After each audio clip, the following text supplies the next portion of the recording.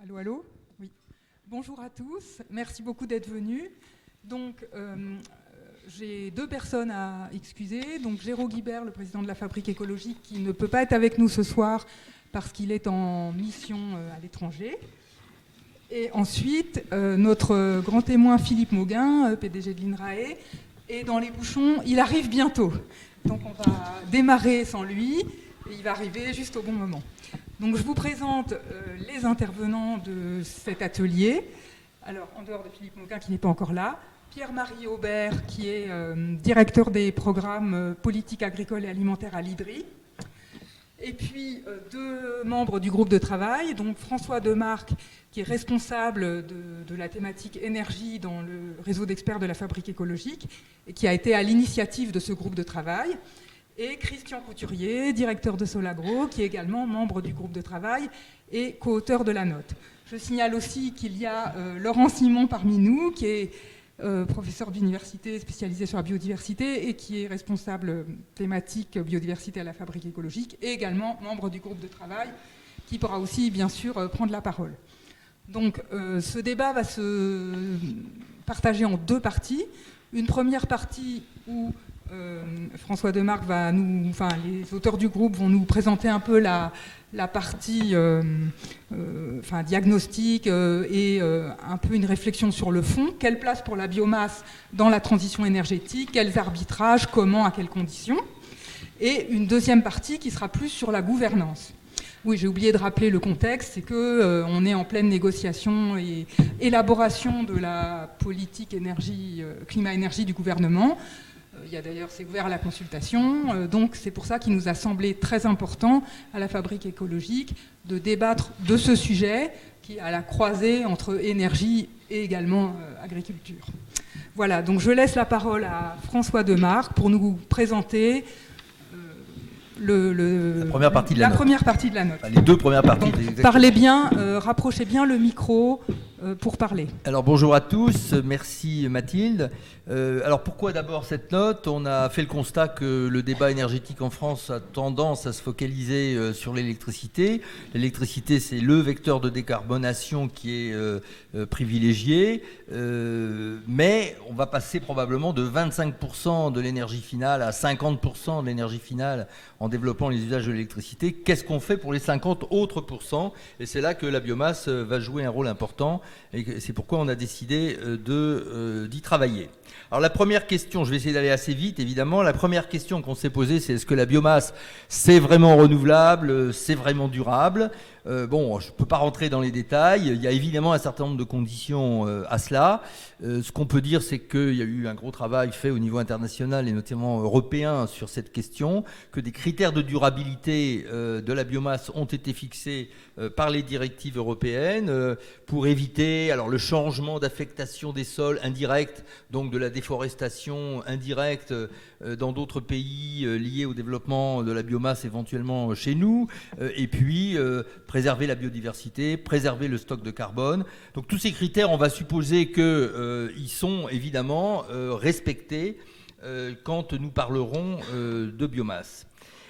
Dans les scénarios qui nous conduisent à la neutralité carbone en 2050, ou qui nous conduisent à l'objectif de 1,5 degré d'augmentation de la température moyenne du globe à l'horizon 2100. Dans tous ces scénarios, la biomasse joue un rôle important. Les scénarios du GIEC à 1,5 degré prévoient de doubler au niveau mondial la consommation de biomasse pour l'énergie d'ici 2050.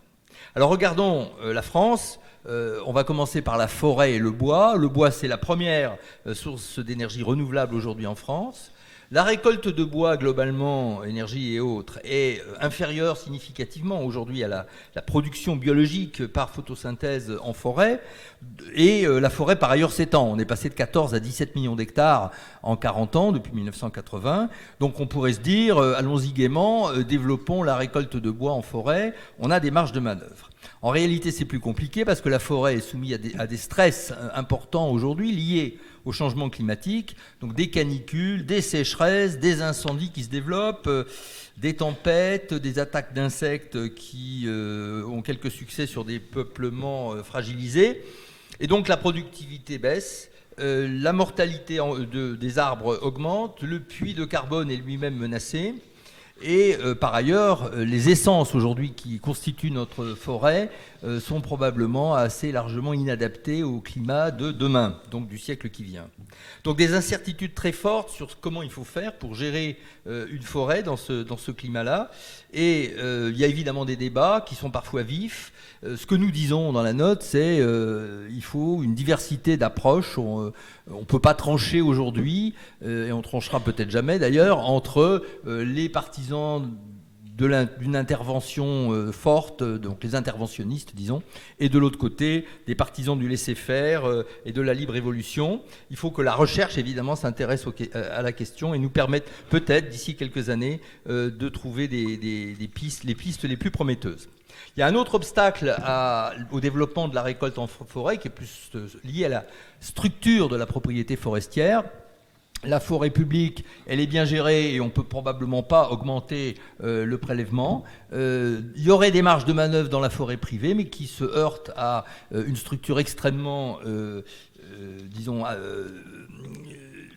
la forêt privée est très morcelée, hein, et donc c'est très difficile de gérer correctement des parcelles qui aujourd'hui sont souvent pas du tout gérées, ou même dont les propriétaires s'ignorent. Alors on fait quelques propositions pour améliorer la gestion de la forêt privée, promouvoir une gestion plus collective de la forêt privée morcelée.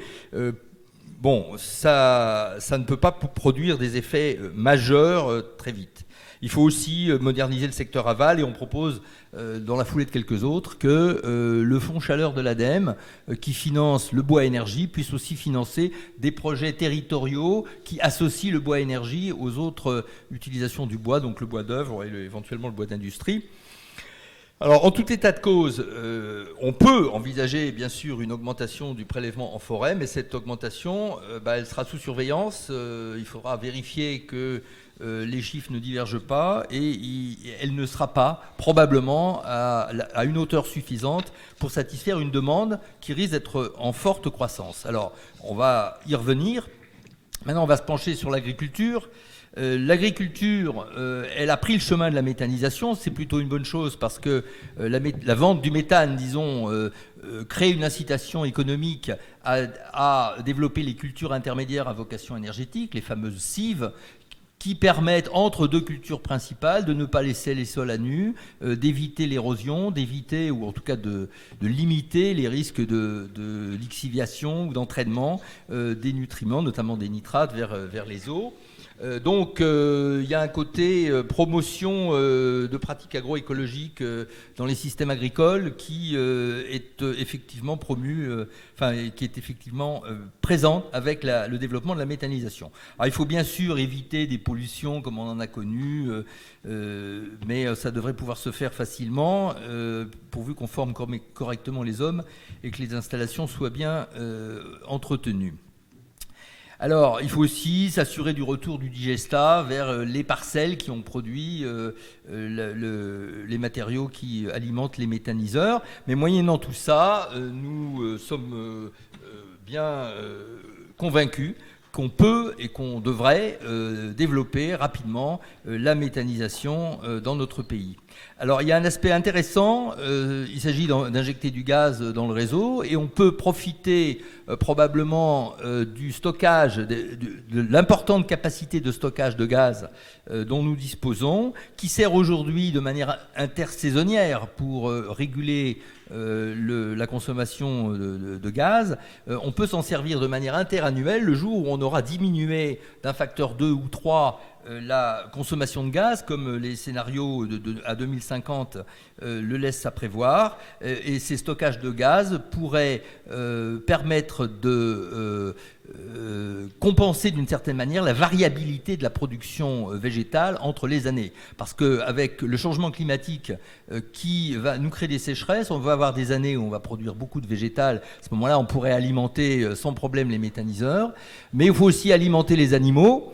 Et il y a des des années où on donnera peut-être la priorité à l'alimentation animale, et à ce moment-là, les méthaniseurs fonctionneront à régime réduit. Ça n'est pas grave si on a des stocks importants par ailleurs, et ces stocks qui sont d'ores et déjà importants le seront d'autant plus si on les rapporte à la consommation de 2050. Voilà. Donc il faut les conserver. Alors, en tout cas, ce qu'on peut dire, c'est que dans le cadre d'un objectif gaz 100% renouvelable que nous proposons à l'horizon 2050, la méthanisation n'y suffira pas. La méthanisation offre des grandes possibilités de croissance parce qu'elle part en fait d'assez bas, mais elle n'y suffira pas. Il faudra notamment développer la pyrogazéification qui va permettre de transformer une ressource lignocellulosique, donc essentiellement du bois, en méthane. Voilà, donc là, on a une source de demande de bois sur laquelle on reviendra. Alors, un mot sur les biocarburants. Aujourd'hui, à la pompe, vous avez des biocarburants de première génération. Ils sont limités légalement à 7%. Et tous les espoirs sont mis dans la deuxième génération. Simplement, cette deuxième génération, ça veut dire on part de matière lignocellulosique ou de déchets.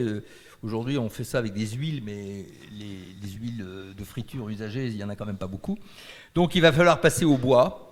Le problème, c'est qu'on n'a pas identifié la ressource et aussi que la maturité des procédés n'est pas encore assurée. On n'a pas d'usine aujourd'hui qui fonctionne. Et alors là, on tire un petit peu une sonnette d'alarme parce que y a un secteur qui compte beaucoup sur ces biocarburants de deuxième génération, c'est l'aviation.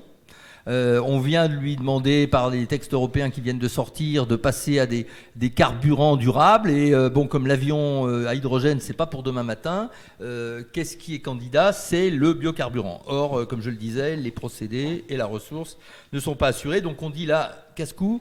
Il faudrait probablement revoir la question dans le sens de plus de sobriété, ce qui veut dire clairement revenir sur les projections de croissance du trafic aérien de 1,5% par an que le gouvernement a inscrit dans ses documents récemment publiés. Voilà, donc sobriété du côté de l'aviation en tout état de cause. Pour produire un jour ou l'autre, ces carburants de deuxième génération, de toute façon, il faudra aussi du bois. Hein. Donc on avait besoin de bois pour faire du gaz tout à l'heure, par pyrogazéification. Maintenant, on va avoir besoin de bois pour faire des biocarburants. Comment est-ce qu'on trouve le bois si la forêt, s'il faut être prudent sur la ressource forestière, disons. Alors il y a une marge de manœuvre, et c'est un aspect important de notre proposition, qu'on va trouver dans notre alimentation, et donc dans les politiques d'alimentation, c'est la végétalisation de notre alimentation. Vous savez que pour des raisons de santé publique comme d'environnement, on devrait diviser par 2, en gros, notre consommation de protéines animales en moyenne. Donc ça veut dire moins d'élevage. Et ça veut dire que plusieurs millions d'hectares de terres arables pourraient être ainsi libérés, entre guillemets, pour d'autres usages. Et alors on ne va pas rentrer dans tous les usages possibles, mais il y a un des usages possibles qui est quand même de faire un petit peu d'énergie. Et ce que nous proposons, c'est donc d'encourager le développement des cultures pérennes à vocation énergétique. Alors ça veut dire quoi, culture pérenne? Ce ne sont pas des cultures annuelles, c'est des choses qu'on implante pour 15 ans, 20 ans, 30 ans. On parle de miscanthus, de switchgrass, et on parle aussi des taillis à courte rotation dans certains cas, qui peuvent apporter des bénéfices écologiques, ne serait-ce que parce qu'ils ont peu besoin d'intrants, ou quasiment pas besoin d'intrants, et donc qui sont d'ores et déjà utilisés dans des aires d'alimentation pour les captages d'eau potable, encouragés par les agences de l'eau. Donc ce sont des cultures qui pourraient être développées. Alors bien sûr, ces mutations sont lourdes, sont importantes pour les éleveurs, pour les agriculteurs. Ça veut dire qu'ils doivent être accompagnés. Ça veut dire qu'il faut que les politiques soient exprimées, assumées, et ensuite que les acteurs soient accompagnés. Alors en conclusion, si on adopte bien une politique de sobriété, le développement des bioénergies peut effectivement contribuer de manière importante à notre équilibre énergétique. Ce développement, il apparaît donc possible et même souhaitable, mais il y a des modifications structurelles importantes à la clé, aussi bien sur nos modes de vie avec l'alimentation que sur un certain nombre de professions, agriculture, forêt et même les industries à l'aval. C'est un sujet politique, c'est un sujet de démocratie et c'est un sujet de gouvernance, mais la gouvernance, on verra ça tout à l'heure. Voilà, merci. Merci François. Donc, je vais donner la parole à Pierre-Marie Aubert pour une première réaction sur cet exposé du groupe de travail. Ouais, merci. Merci beaucoup aux auteurs de cette note. Je pense qu'elle fait un premier travail qui est salutaire, qui est de donner à voir les grands équilibres. C'est rarement fait, les équilibres énergétiques et les équilibres en biomasse à côté.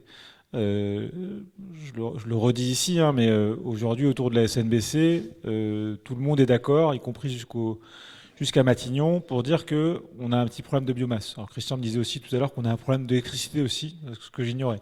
En fait, la plupart des acteurs sont quand même d'accord pour dire qu'on a un problème de biomasse, et ce que rappelle cette note, c'est que si on veut le régler, il y a quand même des arbitrages un petit peu difficiles à faire et des questions compliquées à traiter.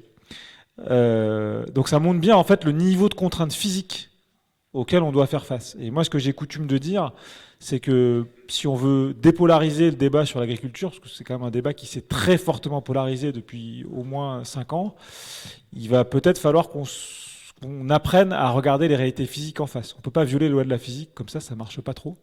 Et donc il me semble que c'est un point de départ et cette note nous permet de le faire. Moi, ce que j'aimerais apporter dans cette conversation, c'est la question des conditions économiques et politiques dans lesquelles cette mobilisation de biomasse, telle qu'elle est proposée, qu'on va appeler additionnelle, faute de mieux pour l'instant, peut se faire dans des bonnes conditions. Ce que je vais appeler bonnes conditions et le prisme que je vais avoir pendant cette conversation, c'est au sens de, en préservant, voire en améliorant ce qu'on va appeler l'intégrité des agroécosystèmes et des écosystèmes forestiers. Derrière cette question d'intégrité, il y a des choses qui sont très clairement mises en avant dans la note. Hein. C'est la question notamment du retour au sol d'une fraction du carbone, à la fois pour la santé des sols et puis pour le stockage de carbone dans les sols et dans la biomasse. Cette question de l'intégrité, elle est fondamentale. C'est ça qui permet en fait de garantir à moyen et à long terme la pérennité tout simplement des capacités productives de ce machin-là, qui s'appelle un écosystème. Et si ce machin-là, demain, il est plus productif, il n'y aura plus de biomasse. Donc, de toute façon, on l'aura dans l'os, si vous pouvez me permettre cette expression-là. Et donc, il me semble que c'est ça le point clé. Et si je le dis de manière un peu abrupte, et je ne choquerai pas Christian parce qu'il sait que c'est ça que j'ai en tête, il me semble qu'aujourd'hui, malheureusement, il y a pas mal de ces conditions politiques et économiques qui sont que très partiellement remplies. Et c'est là, en fait, que c'est compliqué d'avancer dans cette réflexion. Il me semble qu'un des éléments clés de cette histoire-là, c'est notamment qu'aujourd'hui, cette biomasse, elle est dans une forme de compétition déloyale avec les énergies fossiles. Ce qui, en fait, conduit tout simplement les opérateurs du champ à chercher à écraser les coûts de production parce qu'ils doivent être en concurrence avec une énergie qui non seulement est moins chère, une biomasse qui est moins chère, mais qui en fait est tellement plus simple à gérer. Elle est stockable, elle est homogène, on peut en avoir tout le temps, etc. Et donc cette course à la compression des coûts de production, elle est délétère pour tout le monde. Évidemment, en premier lieu pour les agroécosystèmes. En tout cas, ça c'est la manière dont moi je comprends les choses. Et ce qu'on voit aujourd'hui, c'est que même si, comme l'a dit François Demarque, ça devrait pouvoir le faire, d'avoir une méta et d'avoir un prélèvement de bois énergie un peu de bois d'œuvre avec coproduction de bois énergie supérieure à ce qu'on a aujourd'hui, si on adoptait les bonnes pratiques, etc., oui, ça devrait pouvoir le faire. Mais les conditions aujourd'hui font que ça se fait, effectivement, et heureusement, mais seulement dans une fraction des situations, et qu'il y a tout un tas d'autres situations où ça se fait que modérément, voire pas du tout. Et dans les travaux que nous, on a conduits sur la méthanisation dans le Grand Est, on voit plutôt que c'est très gris. C'est pas pour dire que c'est pas bien du tout, mais en fait, c'est vachement plus gris que ce qu'on voudrait. C'est-à-dire que la cive, elle va plutôt conduire à une simplification de la rotation, et qu'on met un peu plus de graminées, alors qu'on va être un peu plus de légumineuses, par exemple. On mobilise peut-être un peu plus d'azote, ou en tout cas pas moins.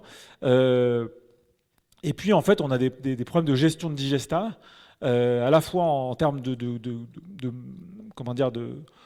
stockage de ce digestat et du coup de stratégie d'épandage du digestat avec des problèmes de tassement des sols, etc. Et puis de trop fort épandage de digestat à des moments clés dans l'année. Et ça, c'est compliqué à gérer. Et on ne jette pas la pierre aux opérateurs. On constate simplement que c'est ça qui se passe. Et donc, du coup, derrière, je trouve que derrière cette question de la mobilisation de biomasse, il y a la question encore une fois, de ces conditions économiques et de la question de la gestion des coûts qui sont associés à ça. J'en ai listé 3, et je pense qu'on peut commencer par cela, il y en a peut-être sûrement d'autres. Il y en a une première qui est évoquée dans la note, mais je pense qu'il mériterait peut-être d'être approfondie. C'est la question du maintien des infragazières. On va avoir 2 à 3 fois moins de térawattheures de gaz. Philippe, si tu veux venir. Un grand témoin ne peut pas être distrait. Bon. Donc voilà, il y a la question de maintien des infragazières. On va avoir 2 à 3 fois moins d'énergie qui va transiter par le réseau. Donc, pour écraser les coûts de maintien et de renouvellement de l'infrastructure, c'est pas évident. Donc, il va falloir trouver une manière de financer ça. Et je dis pas que c'est pas possible, mais je pense que cette question-là, il faut la poser. Il y a la question que j'ai déjà évoquée d'adoption des bonnes pratiques du côté du monde agricole et de rémunération en fait, du gaz à la hauteur suffisante pour que ces pratiques-là soient rémunérées. Il y a une question de soutien à l'aval. On en discutait aussi avec Christian juste avant. On n'a pas fait le débat avant le débat, mais un petit peu quand même. Aujourd'hui, certains de mes collègues, et moi je ne suis pas un spécialiste, donc je le verse au débat, du côté des transports, disent « Ah mais nous on est un peu embêtés parce que là on a l'impression que les constructeurs côté poids lourds, ils n'ont pas trop envie d'investir parce qu'ils n'ont pas assez de visibilité et donc c'est un serpent qui se mord la queue, hein, c'est ce que disait Christian. C'est-à-dire qu'aujourd'hui on a l'impression qu'on aurait besoin que les opérateurs du transport investissent plus largement dans la mobilité biogaz et en fait ils le font plutôt pas parce qu'ils ont l'impression que ça ne va pas se passer. Donc évidemment c'est un cercle vicieux et à la fin on ne sait pas trop ce qui va se passer. Donc comment est-ce qu'on remobilise ces opérateurs pour qu'on ait une vraie demande en biogaz, notamment dans le transport. Le quatrième élément, qui a déjà été très très bien évoqué par François Demarque, c'est la question de la baisse de la demande en produits animaux. Les coûts sociétaux, c'est-à-dire enfin, les coûts qui sont associés à ça en termes de changement d'une industrie, de renoncement, etc., ils sont très fortement culturels, ils sont aussi économiques, et aujourd'hui, il n'y a pas grand monde qui a envie d'affronter cette question-là. Et je pense que si on ne la met pas clairement sur le moment sur la table, alors on peut essayer de la prendre par le petit côté, hein, c'est peut-être une stratégie, mais en tout cas, elle est centrale et aujourd'hui on n'arrive pas à la traiter. Et moi, il me semble qu'au contraire, il faut, enfin, je ne dis pas que vous ne l'avez pas fait, hein, mais dans la lignée de votre note, je pense qu'on peut aller encore plus loin dans le fait de mettre ça sur la table. Voilà, donc juste pour conclure, je reviens mes 2 messages principaux. Moi, je pense qu'il y a une question de phasage qui est fondamentale. Tant qu'on a une concurrence entre les énergies fossiles et la biomasse énergie, on a un problème de conditions économiques. Et ça, on ne sait pas comment le gérer aujourd'hui. En tout cas, moi, je ne sais pas. On en parlera dans la partie gouvernance. Et puis, ça, vous le dites aussi très bien à la note. Mais c'est vrai que tant qu'on n'arrive pas à être plus volontariste en termes de politique publique sur la baisse de la conso, je trouve que utiliser cette biomasse pour une utilisation énergétique qui aujourd'hui, peut-être est parfois, entre guillemets, superflu par rapport aux efforts de sobriété qui sont envisagés et qui me semblent tout à fait nécessaires. Ça pose aussi plein de questions. Voilà, je m'arrête là. Merci beaucoup en tout cas. Merci Pierre-Marie. Donc, je vais donner la parole à Philippe Mauguin. Donc, François a présenté la première partie de la note donc, sur la nécessité de l'utilisation de la biomasse au niveau énergétique, les sources de biomasse qui sont forêt, agriculture et un petit peu les conditions dans lesquelles ce serait faisable de l'exploiter, etc. Et Pierre-Marie vient de réagir à ça, donc je te donne la parole pour avoir ton analyse. Merci beaucoup, désolé pour ce retard. Et bon, j'ai raté du coup ta présentation, François, et les débuts de Pierre-Marie, mais j'entendais la fin et ça converge aussi avec certaines de mes remarques, mais j'avais quand même pu lire la note avant. Donc une série de remarques à la fois sur la façon dont la note est faite et comment ça se positionne par rapport aux analyses que INRAE, pour ceux qui ne me connaissent pas, donc, mais vous l'avez peut-être dit, donc j'ai la chance de présider ce bel organisme de recherche INRAE, agriculture, alimentation, environnement, avec la forêt au cœur aussi, et puis donc les questions de transition écologique, de transition énergétique, de biomasse qui font partie de nos priorités de recherche. Donc la façon dont la note positionne la place de la biomasse dans le mix énergétique et la volonté de l'insérer dans une stratégie de gestion forestière durable et dans la transition agroécologique rejoint évidemment assez bien nos prémices et la façon dont on essaye de l'aborder. Après, on le prend plus comme une forme de plaidoyer que une note d'analyse coût-avantage Et donc voilà, c'est peut-être un positionnement voulu. Et donc quelques-unes des remarques que je ferai seront sur les points qui sont peut-être pas suffisamment développés ou un peu passés sous silence. Mais sur la vision, évidemment, on a beaucoup de convergences. Sur la gestion forestière, je ne détaille pas mes notes, on pourra les partager ensuite. Il y a pas mal de propositions assez précises que vous faites, notamment sur les petites parcelles qui sont évidemment pertinentes, intéressantes, certainement compliquées aussi au niveau politique.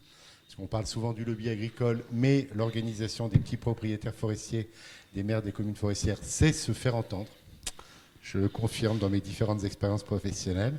Donc des choses comme ça ne sont pas si simples. Et ça rejoint, et je ne sais pas si vous l'avez mentionné, un rapport récent du CGAER, François et Valence, sur le regroupement de gestion des petites forêts. Donc ils ont pris un certain nombre de recommandations qui convergent avec les vôtres et qui sont remontées au niveau politique. Il me semble qu'on a un point d'entrée qui est, vous n'évoquez peut-être pas directement, qui est la loi du 10 juillet 2023 autour de la lutte contre le risque incendie. Donc c'est délicat de toucher à la propriété, déjà c'est un principe constitutionnel en général, et y compris en matière forestière, mais le prendre avec l'enjeu du bien commun et de la lutte contre les incendies qui finalement attaquent tous nos massifs forestiers et pas seulement ceux du Sud-Est, je pense qu'il y a un momentum là politique et peut-être qu'il faut rentrer là-dedans en disant c'est de la prévention, si on ne s'occupe pas et on ne gère pas de façon durable sa propriété, il y a un moment où on doit pouvoir reprendre la main. Et si on reprend la main, il faut entretenir, éclaircir, élaguer et possiblement valoriser pour l'énergie ce bois. La question du rééquilibrage des régimes alimentaires, évidemment, est centrale. Donc, et ça, nous aussi, on l'a intégré dans notre stratégie de recherche, INRAE 2030. On l'a porté, on en débat avec le secteur agricole, y compris le secteur de l'élevage, qui parfois tousse un peu.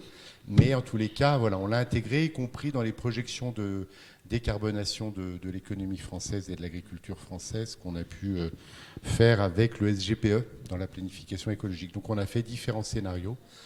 Un scénario à 2030 qui est le scénario tendanciel de l'évolution du cheptel tel qu'il se profile actuellement, et un scénario qui va un petit peu avec une petite rupture de pente pour aller, si on veut aller au Fit for 55 et à la décarbonation, non pas totale, mais plus forte de l'agriculture en 2050. On a fait des scénarios plus volontaires. Et c'est vrai que dans le débat d'acteurs, et il faut l'avoir, parce qu'on ne passera pas en force sur un sujet comme ça, et tu as commencé de l'évoquer, il y a pas mal de sujets à prendre en compte. Donc dans le débat avec les parties prenantes, notamment des filières d'élevage, ils disent mais effectivement en ce moment on baisse le cheptel en France et on augmente la consommation de viande bovine. Donc comment vous allez gérer ça, vous, les pouvoirs publics, les sachants, les scientifiques, puisqu'ils reprennent l'exemple aussi des fruits et légumes qui ont été, pour des raisons nutritionnelles, mis en avant dans les politiques alimentaires depuis les années 2000, le PNNS et les chercheurs de l'INRA et de l'INSERM y ont contribué, dit il faut manger plus de fruits et légumes, moins de produits carnés. Il y a une politique d'alimentation au niveau des écoles, au niveau de la communication qui existe, et on n'a pas progressé. Et donc ce qu'ils envoient en miroir, c'est si on s'inscrit dans une politique publique de réduction des cheptels en France, on peut y arriver en réorientant progressivement les aides publiques, mais on risque de rater l'objectif de rééquilibrage des régimes alimentaires, d'augmenter les courants d'importation. Et donc, est-ce qu'on ne fera pas de l'importation de carbone ? Voilà. Bon, c'est un débat, je ne dis pas qu'ils ont raison de le prendre de façon aussi simpliste, mais disons qu'il faut quand même rentrer dans les outils de politique publique et objectivement, ce n'est pas évident.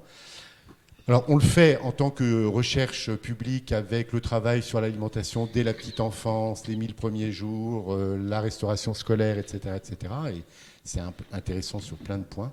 Mais il faut rentrer dans le sujet. Évidemment, ce n'est pas un exercice. C'est probablement pas par la loi, ni même par la fiscalité. Ça revient souvent, les économistes. On pourrait avoir une fiscalité sur les produits carnés qui soient importés ou produits localement, mais les niveaux pour être dissuasifs, je parle sous le contrôle de ceux qui ont, je vois Cédric dans la salle et d'autres qui ont regardé les petites taxes et les grandes taxes, sont tels que c'est pas évident. Alors sur les autres aspects alors c'est vrai que malgré tout, on peut avoir un scénario qui n'est pas complètement radical, mais qui vise au moins une baisse tendancielle de la consommation et voir ce que ça libère comme terre. Après, dans les terres, évidemment, mais ça, je crois que vous le dites dans la note, tout n'est pas libéré pour de la production de biomasse. Par construction, on fait un peu plus de production végétale, de légumineuses, rééquilibrage, protéines végétales. Faut-il que les prairies qui seraient libérées ou les terres qui font de la culture type céréales pour l'alimentation animale soient toutes tournées vers la forêt? Pas forcément. Donc il y a un débat sur les meilleures allocations et la réorientation des terres. En termes de bilan biodiversité, les taillis à courte révolution versus d'autres productions, ça se discute. On pourrait aussi imaginer que des prairies soient entretenues avec de la production d'herbes qui contribuent à alimenter les méthaniseurs si on est à la recherche de substrats pour le gaz naturel. Ce qui est sûr, c'est que, et là ça doit rejoindre la question du mix, enfin du modèle économique des énergies renouvelables face aux produits fossiles. Actuellement, les TCR, les TTCR, l'ADEME a soutenu ça longtemps, c'est quand même pas très attractif, quoi. Les niveaux de valeur créée et de rentabilité pour les producteurs passent pas, y compris quand on est... Alors, il y a eu des exemples réussis au Royaume-Uni. Est-ce que tu peux juste préciser les TCR? Les taillis à courte révolution ou à très courte révolution, c'est quand on fait une forme de sylviculture un peu intensive. Donc, on va planter des peupliers, des saules qui sont sélectionnés pour avoir une pousse rapide. Et donc, vous plantez ces arbres, non pas pour faire des belles futaies et du bois matériau, éventuellement un petit peu de bois énergie, mais pour pouvoir les récolter avec des agro-équipements qui permettent d'avoir une forme de récolte mécanisée. Et ça produit du coup des tiges qui sont plus nombreuses et qui peuvent servir soit de substrat pour la papeterie. Donc il y a des papetiers dans le monde qui ont investi pour diversifier leur approvisionnement dans les taillis à courte révolution, et ça peut aussi produire de l'énergie pour les chaudières, etc. Et il y a eu des utilisations intéressantes dans les années 90-2000 au Royaume-Uni, quand il y avait des incitations fortes à la production de bioélectricité, où des papetiers avaient investi dans des taillis à courte révolution qui étaient amendés par des bouts de stations d'épuration, et qui produisait ensuite par gazéification de la bioélectricité. Mais là, le modèle économique, il tenait par le prix de rachat très élevé que les utilités britanniques concédaient pour la production d'électricité. Et dans les cahiers des charges, ils avaient des contraintes pour avoir une biomasse qui était durable et renouvelée. Donc on a quand même des expériences, mais qui sont spéciales. Avoir des effets de développement, et je crois que vous le proposez aussi, notamment dans les stratégies régionales de la biomasse, avec des peut-être convergences avec la politique de l'eau, la protection des aires de captage, pour avoir des schémas de biomasse, c'est évidemment intéressant. On peut là avoir des convergences économiques qui permettent de développer ça. Si je suis trop long, vous me le dites. C'est possible? Oui, il faut que j'aille un peu vers la fin, parce que j'ai plein d'autres petites remarques. Oui, je ne parle pas de la gouvernance. Sur la biodive, vous êtes un petit peu optimiste, mais c'est normal, puisque c'est un plaidoyer. Quand vous dites que c'est des cultures pérennes, moi je suis pour aussi les cultures pérennes, mais on m'a fait relever quand même dans la littérature qu'il peut y avoir quand même des effets indésirables ou des effets négatifs, notamment de la culture de Miscanthus sur les carabes, les arachnides, etc. Donc voilà, je pense, et y compris d'ailleurs, si on veut être crédible dans la stratégie globale de développement de la biomasse, il faut éviter d'être trop, c'est génial, on va en faire énormément. Et donc il faut qu'on s'engage à le faire parce qu'on en aura besoin pour le mix, mais en assumant qu'il faut regarder des stratégies de déploiement, bénéfice, coût, bénéfice, avantage, avec la production d'énergie, les effets biodiversité. Et c'est peut-être ça qui apparaît pas assez dans l'état de la note, je crois, si je ne l'ai pas lu trop rapidement. Pareil sur les cives. Bon, oui, les cives, c'est très intéressant. Les cultures intermédiaires à vocation énergétique, elles sont intéressantes parce qu'elles peuvent contribuer à éviter de laisser les sols nus entre des cultures principales. Et donc, on met des cultures intermédiaires. Et ces cultures intermédiaires, après, elles peuvent quand même... Et c'est là qu'il y a un débat dans la communauté scientifique et environnementale sur le devenir de ces cultures. On peut soit les laisser au sol pour faire de la matière organique qui va contribuer à stocker du carbone, et ça va dans le sens de l'atténuation qu'on veut tous encourager, ou les exporter pour les mettre dans les méthaniseurs. C'est un peu ce qui se passe en ce moment avec le développement des méthaniseurs dans le pays. Et ça, c'est vraiment un sujet très controversé. Donc nous, on essaye de travailler non pas sur une ligne de partage des eaux ou une ligne de coupe de la culture intermédiaire, mais il y a probablement quelque chose à regarder quand même entre ce qui reste au sol, comme quand on laisse des pailles au sol après les récoltes pour avoir un amendement organique naturel. Il faut qu'on ait peut-être un débat là-dessus, et ça va dépendre en fonction des situations locales pour ce qui reste au sol et ce qui va pouvoir être exporté dans la méthanisation. Je ne suis pas sûr que vous évoquiez l'effet reverse de la réduction du cheptel sur les déjections animales. Il faut quand même en tenir compte aussi pour l'alimentation des méthaniseurs. Ce que vous dites qu'il est effectivement, c'est quand même aujourd'hui, vous en parlez un peu, donc voilà. Donc il faudrait logiquement qu'on fasse une projection si on réduit le cheptel à l'horizon 2030-2050 pour rééquilibrer les régimes alimentaires. Qu'est-ce qu'on perd en déjection animale dans l'alimentation des méthaniseurs? Mais c'est vrai qu'on a d'autres sources. Il y a aussi les coproduits, les sous-produits de l'industrie agroalimentaire, des cantines, etc., qui peuvent être recyclés. Je pense que j'ai pas tout dit, mais c'était quelques-uns des points principaux que je voulais évoquer, en vous félicitant globalement pour la note qui est quand même bien documentée et qui vient au bon moment, puisque voilà, on est en plein débat et on est sollicité nous aussi par l'Assemblée, le Sénat, les pouvoirs publics pour essayer de dessiner une stratégie biomasse nationale. Merci beaucoup. Donc maintenant, je vais vous donner la parole. Bon, à moins que Christian et Laurent, vous vouliez tout de suite rajouter quelque chose. Sinon, vous avez la parole. Là, on va prendre quelques questions auxquelles les différents intervenants vont répondre selon les questions. Claire et Cédric, il y a 2 questions.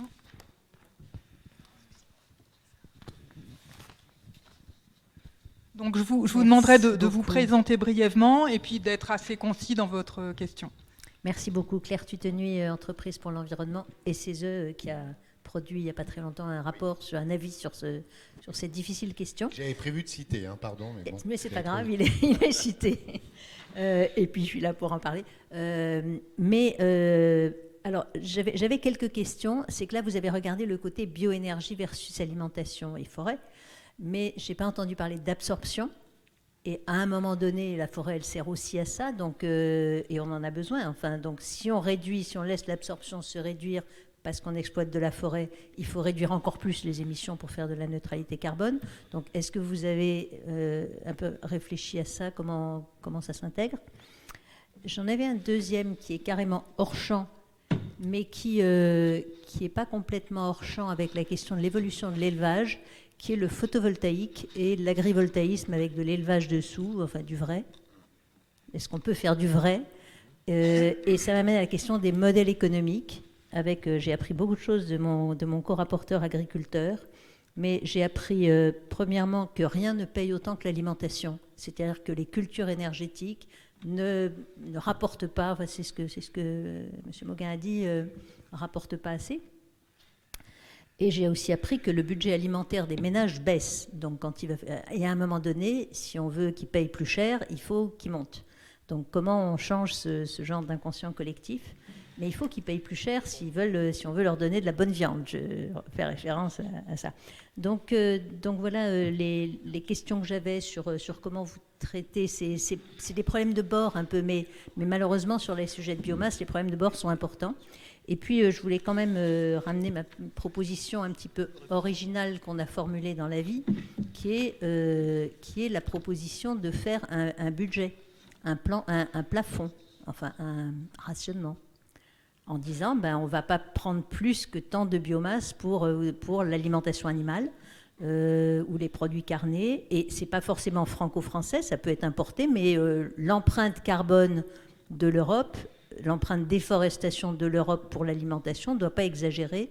Donc de commencer à avoir un raisonnement, alors j'anticipe peut-être sur la gouvernance, mais de commencer à regarder à combien, de la même façon qu'on a fait un cap sur les émissions de carbone, est-ce qu'on ne peut pas faire un cap sur le prélèvement de biomasse?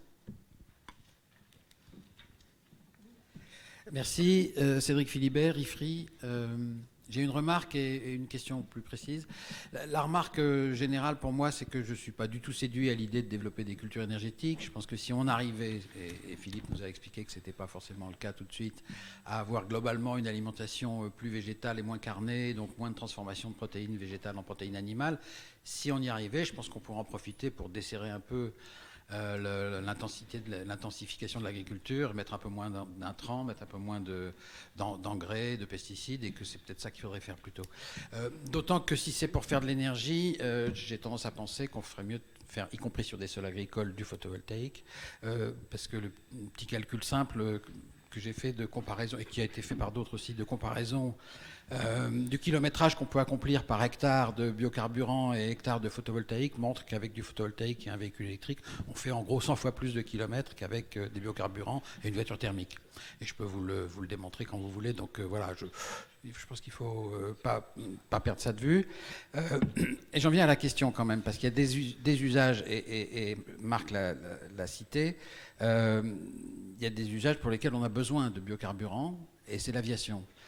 Et ma question, je sais bien que la Commission veut qu'on ait que des biocarburants de seconde génération pour l'aviation, mais moi je me demande pourquoi on devrait continuer, si on pense qu'1 million d'hectares consacrés aux biocarburants en France, plus ce qui arrive d'ailleurs dans le monde, mais c'est bien, c'est soutenable, c'est acceptable, pourquoi est-ce qu'on ne se prépare pas à diriger ces biocarburants qui fournissent 8% de nos carburants routiers vers l'aviation, qui, elle, a besoin de biocarburants parce qu'il lui faut des molécules et il lui faut des hydrocarbures parce que c'est les seuls qui sont assez denses énergétiquement pour faire voler des avions. Voilà. Donc pourquoi est-ce qu'on... si on regarde les chiffres globaux, hein, aujourd'hui, c'est 2,2 hexajoules dans le monde, les biocarburants. Si je regarde le net zéro 2050 de l'AIE, je n'ai plus que 1,6 hexajoules de consommés dans les transports terrestres, mais j'ai besoin d'une dizaine d'hexajoules dans le maritime et dans l'aviation. Pourquoi est-ce qu'on ne bascule pas ces biocarburants du routier à l'aviation ? Pas du jour au lendemain, mais... Puis ça suppose des transformations techniques, mais pourquoi est-ce qu'on ne fait pas ça ? Pourquoi est-ce qu'il n'y a pas cette idée partout exprimée, discutée ? Merci. Qui veut répondre déjà ? Alors, je vais essayer de répondre aux différentes questions. Donc, d'abord, la question, est-ce qu'il y a un trade-off entre stocker du carbone en forêt ou produire ou prélever ? En fait, c'est pas évident. C'est-à-dire que toutes les certitudes qu'on pouvait avoir dans le domaine forestier jusqu'à présent, elles seront effondrées avec l'effondrement du puits de carbone forestier, avec les menaces qu'il pèsent sur la forêt d'une façon générale. En fait, comptablement, oui, on enlève du bois dans la forêt, ça veut dire qu'on enlève du carbone. Mais ça, c'est une vision comptable. En réalité, si on sort des bois scolités, abîmés, des arbres qui menacent de tomber, qui menacent de fournir le combustible au prochain incendie, etc., c'est pas du tout évident. Si on éclaircit la forêt, on laisse pousser des sujets plus jeunes, qui sont peut-être en meilleure santé, etc. Et les 12 millions de mètres cubes supplémentaires qui sont prévus dans la SNBC, qui sont conformes au plan national forêt-bois d'ailleurs, hein, à l'horizon 2035 je crois. Donc c'est ça aujourd'hui l'horizon. En fait, ça correspond grosso modo au volume de mortalité supplémentaire. Hein. La mortalité, on commence à la voir statistiquement depuis 2017 dans la forêt française. Ça a triplé, quadruplé, je ne sais plus. Hein. Et donc on va avoir des gros volumes de bois morts et pas des arbres morts par sénescence, par vieillesse, etc. Mais vraiment, ça peut être des sujets jeunes, etc. Donc il y a aussi besoin d'avoir une industrie forestière qui soit capable de sortir des gros volumes de bois en cas de nécessité, parce qu'une tempête à 300 millions de mètres cubes par terre, il faudra des forestiers dans la forêt pour sortir de tout ça, pour éviter qu'on propage des maladies, qu'on déclenche des risques d'incendie supplémentaires, etc. Donc c'est ça qu'il faut articuler, donc des politiques de sylviculture axées sur le climat, la prévention, et aujourd'hui, les débouchés majeurs qui peuvent prendre ces volumes qu'il faudra sortir de la forêt, c'est l'énergie.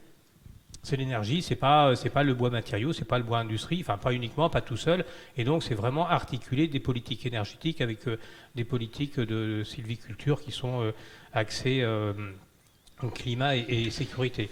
Alors, petite réponse sur PV.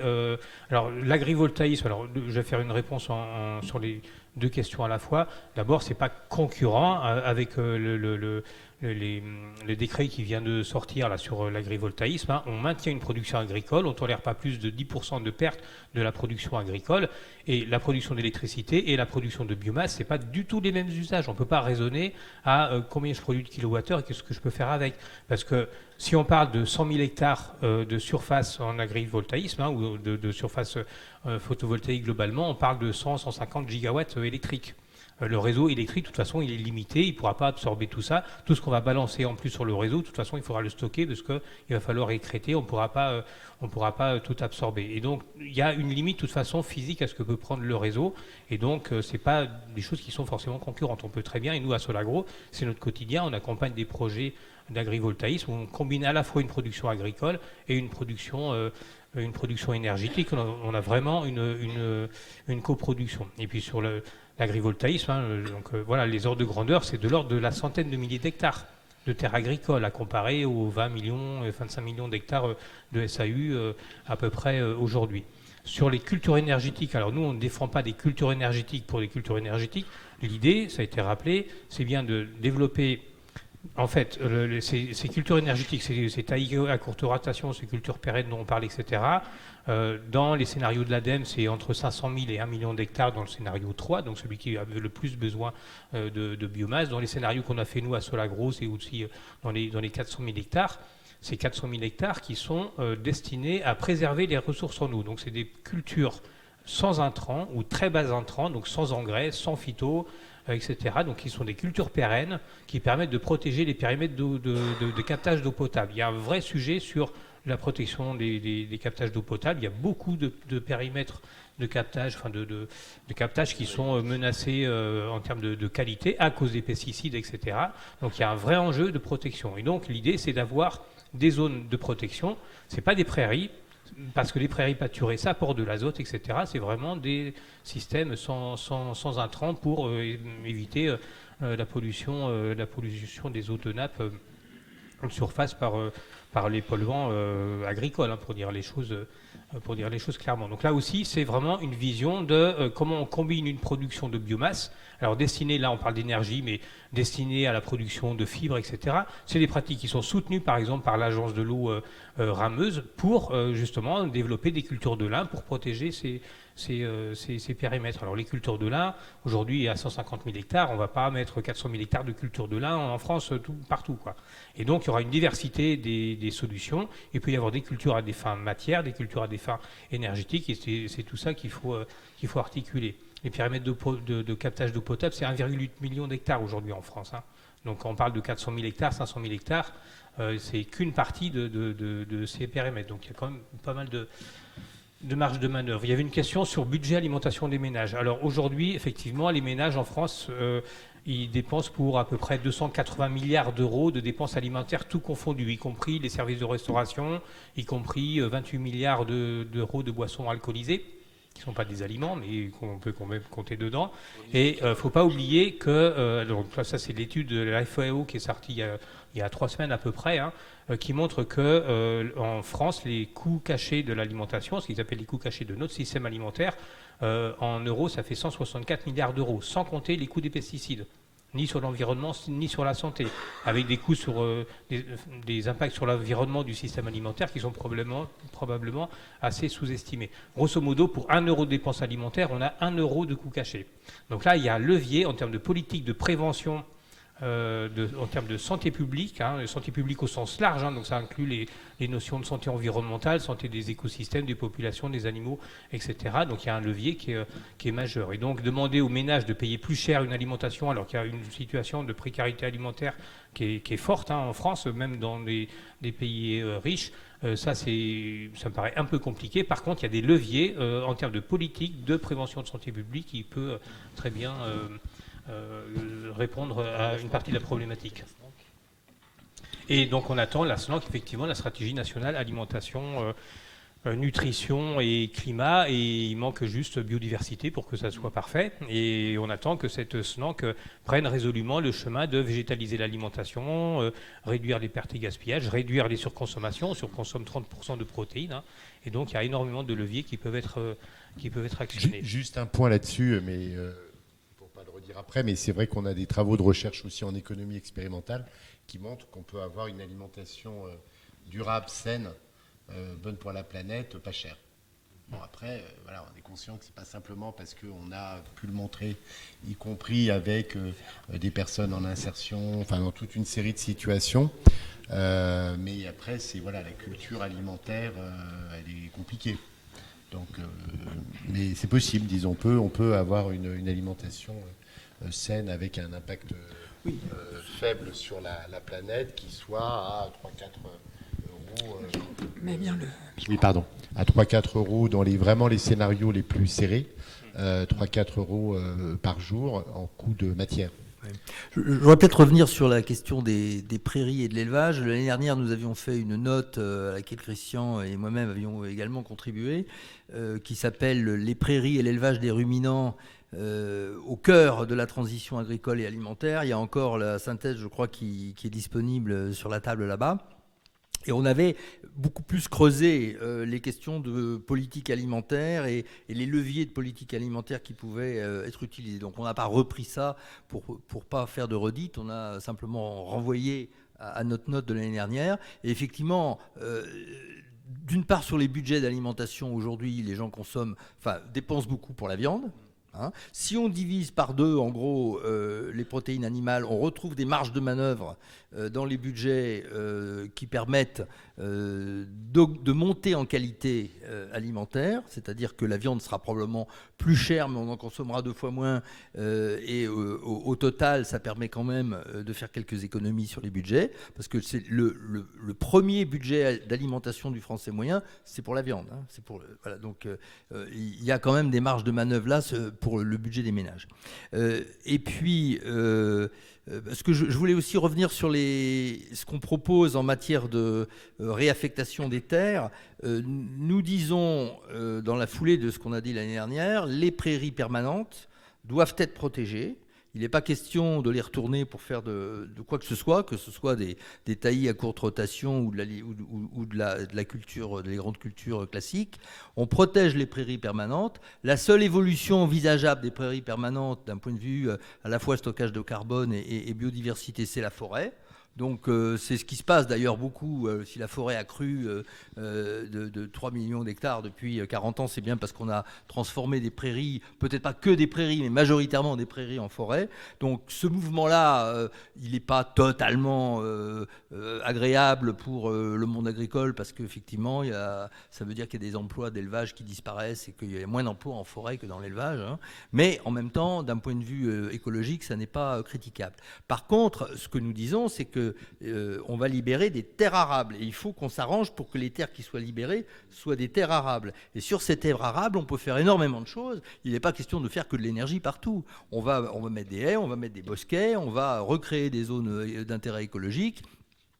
Et puis, on va extensifier l'agriculture par ailleurs. Donc si on développe des formes d'agriculture, de l'agroécologie, on va probablement baisser les rendements de l'agriculture dans un certain nombre d'endroits, et simplement si on a des terres en plus, on peut maintenir une production végétale en acceptant cette baisse de rendement de l'agriculture.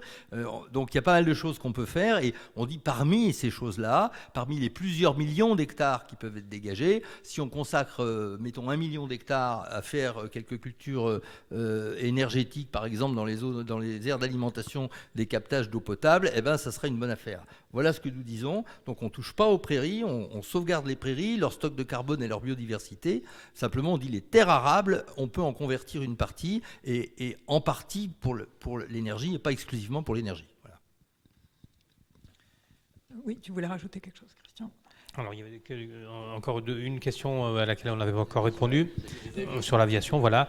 Juste pour rebondir aussi sur ce que vient de dire François, il ne faut pas oublier que dans les scénarios du GIEC, donc toujours les scénarios compatibles avec moins de 1,5 degré sans trop d'overshoot, dans le jargon des initiés, on a quand même dans les 400 millions d'hectares de terres arables qui passent en culture énergétique.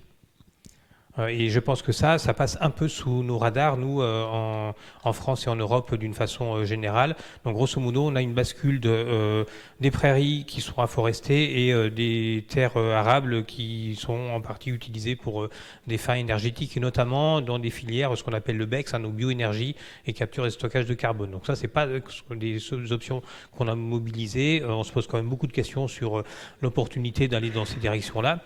Mais globalement, le fait de cultiver des terres arables pour produire autre chose que de l'alimentation, c'est quand même un débat qui se pose. Et c'est déjà d'ailleurs la réalité. Les terres arables, elles n'ont jamais servi exclusivement à produire de l'alimentation. Puis même le statut de qu'est-ce que c'est qu'un produit alimentaire. Je parlais de l'alcool à l'instant. On a quand même 1 million d'hectares en France au bas mot, entre 750 000 hectares de vignes et 36% des 1,24 million d'hectares d'orge qui sont utilisés pour produire de la bière. On produit des boissons alcoolisées qui ont 0 bénéfice nutritionnel et l'alcool, je rappelle que c'est un coût social de 107 milliards d'euros par an. Donc, ça pose la question... Vous n'avez pas proposé de le mettre à 0? Non, on n'a pas proposé de mettre à 0. Juste une question. On a proposé de plafonner les 10% qui consomment 10 fois plus que le reste de la population. Mais voilà, donc c'était une petite parenthèse, c'est pour dire qu'il faut quand même prendre de la hauteur par rapport à ces questions. Sur la question de Cédric, je pense que c'est une bonne question, effectivement, et moi je suis plutôt d'accord. Enfin, je pense que nous, on peut dire qu'on est plutôt d'accord. C'est aussi pour ça qu'on a fait cette note, c'est-à-dire qu'aujourd'hui, on a une impasse. Clairement, les biocarburants deuxième génération, ils ne sont pas là. On veut décarboner l'aérien. Il y a sobriété, mais une fois qu'on a dit sobriété, après le reste, voilà. Donc, effectivement, on a déjà, alors on ne sait pas très bien d'ailleurs combien d'hectares on cultive en France pour les biocarburants première génération. Il n'y a aucun chiffre officiel. Il n'y a pas de chiffre officiel. On évalue à peu près 500 000, mais il y a une méthodologie qui a été proposée par François Grimer il y a quelques années, mais il n'y a pas de chiffre, voilà.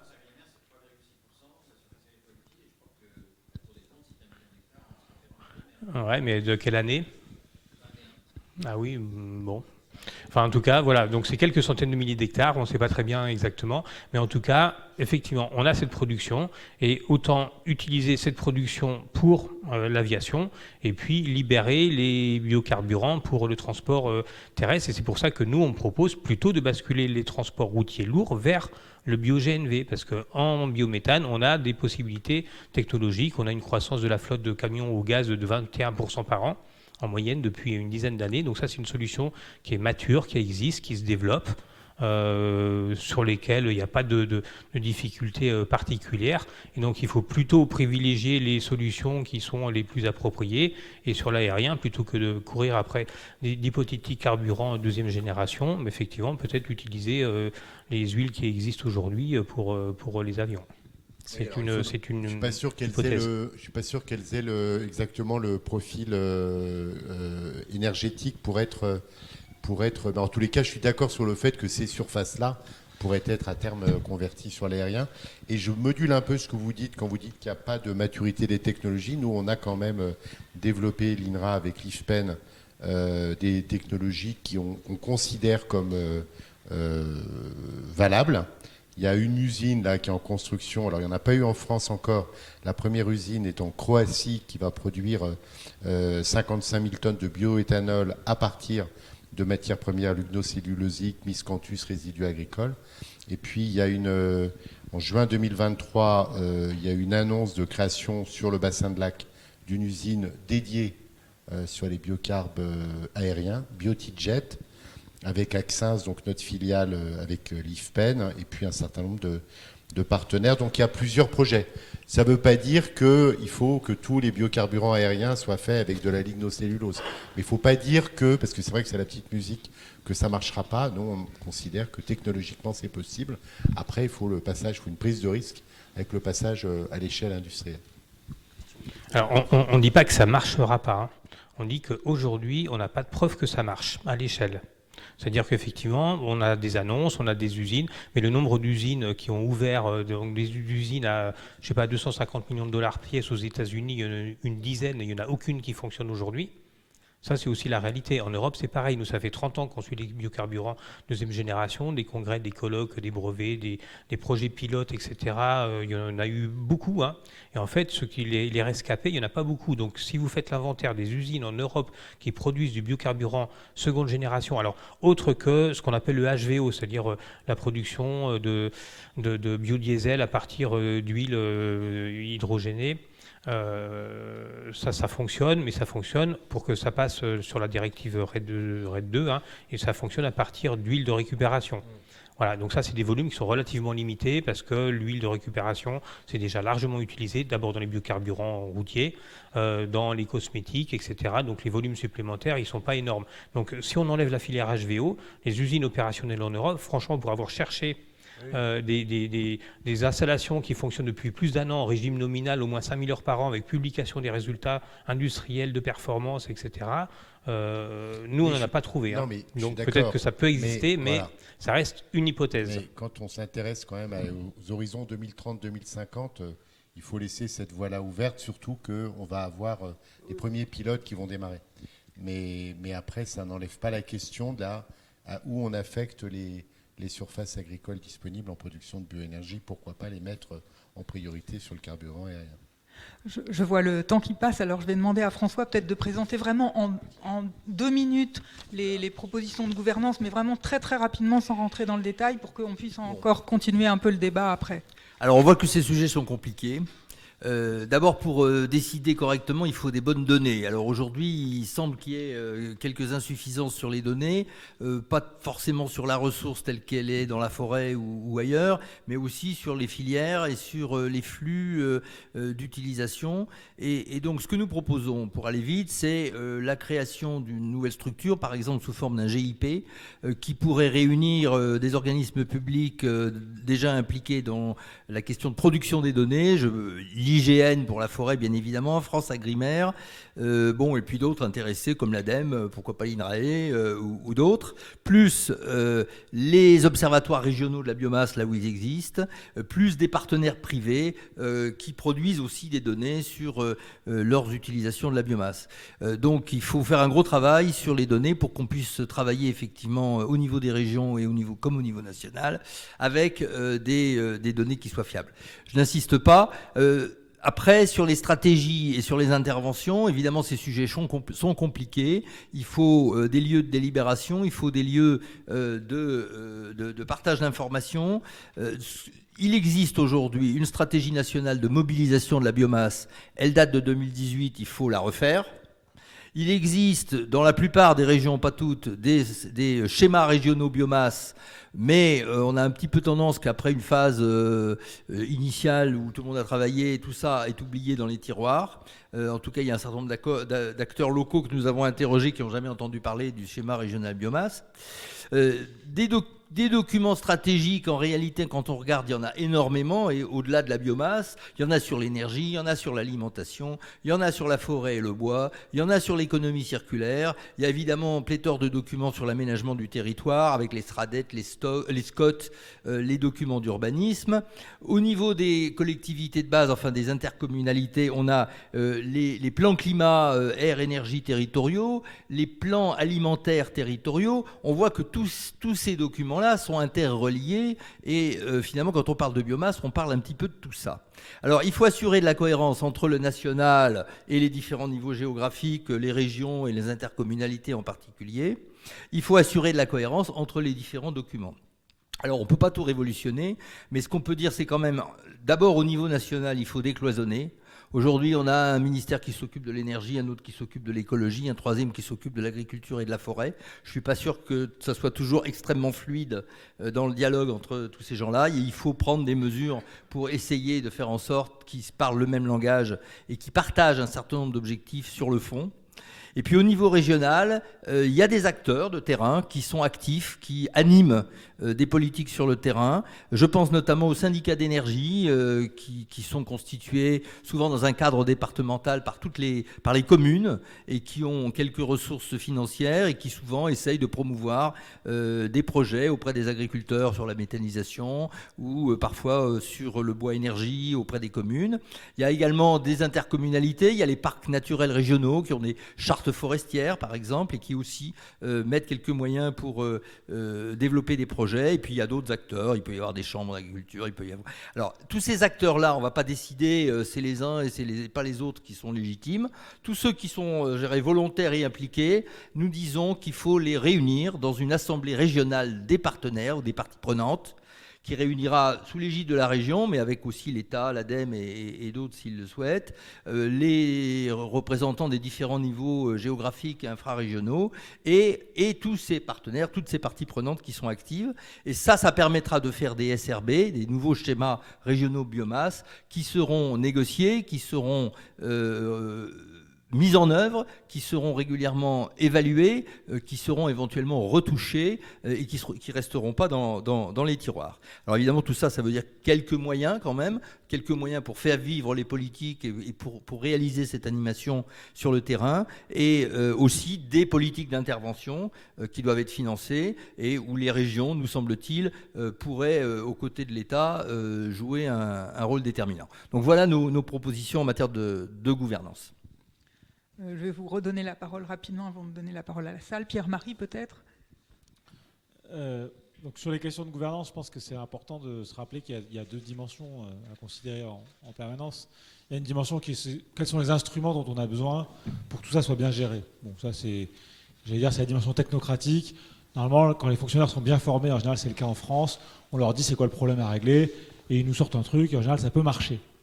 Mais la deuxième question, qui est peut-être plus importante et plus compliquée à traiter, je trouve que vous passez peut-être un peu trop, vous enjambez un peu trop le problème dans la note, c'est la dimension politique au sens strict du terme. C'est-à-dire qu'une fois que vous avez une bonne idée d'instrument, encore faut-il le porter, le négocier et obtenir qu'il soit adopté. Et donc, il me semble que, moi je vais juste prendre l'exemple du Grand Est sur lequel nous on a travaillé. Dans le Grand Est, qu'est-ce qui se passe? Au partir de la méta, on pourrait parler des plans de développement massif en matière forestière. J'aurais des histoires à raconter qui sont aussi éloquentes. Dans le Grand Est, le schéma régional de biomasse et le développement de la méta, il est le produit d'une coalition d'acteurs qui n'ont rien à faire de la transition agroécologique. Donc les modalités de déploiement de la méthanisation, elles se font au regard des enjeux de ces 4 acteurs qui sont en coalition. Et la question de la transition agroécologique, ça n'existe pas dans la discussion. Parfois, c'est utilisé comme un argument pour essayer d'expliquer que tout ça, c'est super, mais ce n'est pas la question. La question, c'est le revenu agricole, la question, c'est l'indépendance énergétique de la région, la question, c'est éventuellement un accompagnement de la réduction du cheptel. C'est ça les questions qui sont posées. Et donc, voilà, ça ne veut pas dire que ça ne fait pas du tout de trucs intéressants, mais c'est vraiment pas l'enjeu.